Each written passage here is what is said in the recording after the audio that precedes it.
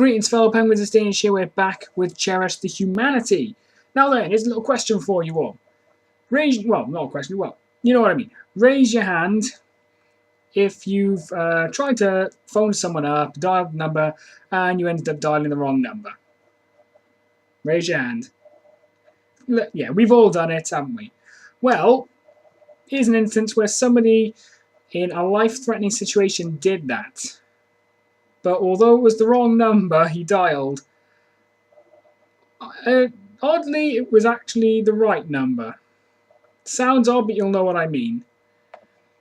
With a blood clot threatening his life, a British man reached for the phone and dialed the wrong number. But as wrong numbers go, this was the right one. Hearing heavy breathing and moaning, the woman who picked up initially believed she was the victim of a prank call. But after Mary Redmond, 56, heard the man on the line struggling to hang up, she decided to call back. The person was still groaning, she told Hartlepool Mail. I asked if they were okay, but they couldn't say anything back to me. Redmond called the police, who traced the call, headed to the stranger's house and knocked down the door. He was on the floor. They hurried him to the hospital and the clot was removed from his brain. If it wasn't for what she did when she did it, I might not have pulled through, says Ged or Jed, I don't know, I apologise. I'd say Jed Hall, 59, who apparently didn't reach the phone until a day and a half after he experienced a bizarre 20-second whirring sound in his head and collapsed, going in and out of consciousness. Now, they say I will get completely better within 2 years. This is down to her.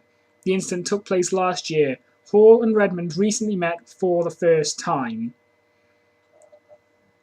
So, like I said, as wrong numbers go, that's the right number.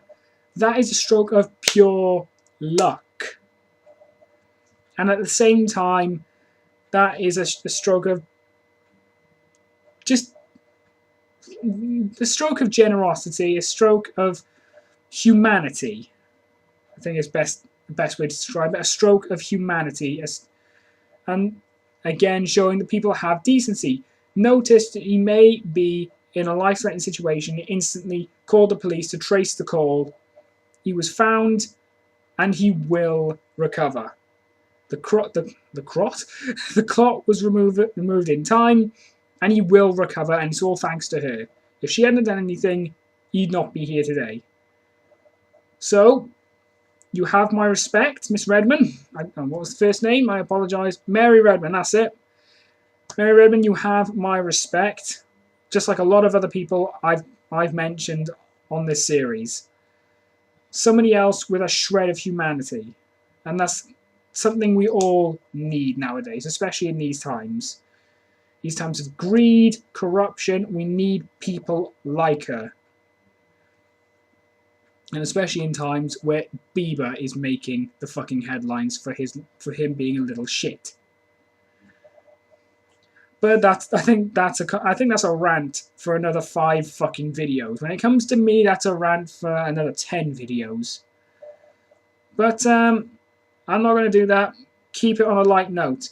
She's a fucking beautiful human being, and I have a lot of respect for people like her.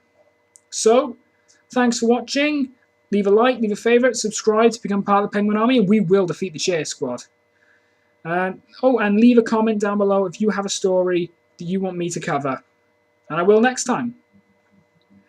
And I know I've been slow on uploading recently, but I am recording through the Dawn of Dreams playthrough, and on top of the fact, I'm going through kind of working out a few extra jobs to do with my dad when it comes to the welding, because I'm doing this is on top of my course that I'm doing. But I'm doing what I can, and I think I'm going to record as much as I can tomorrow.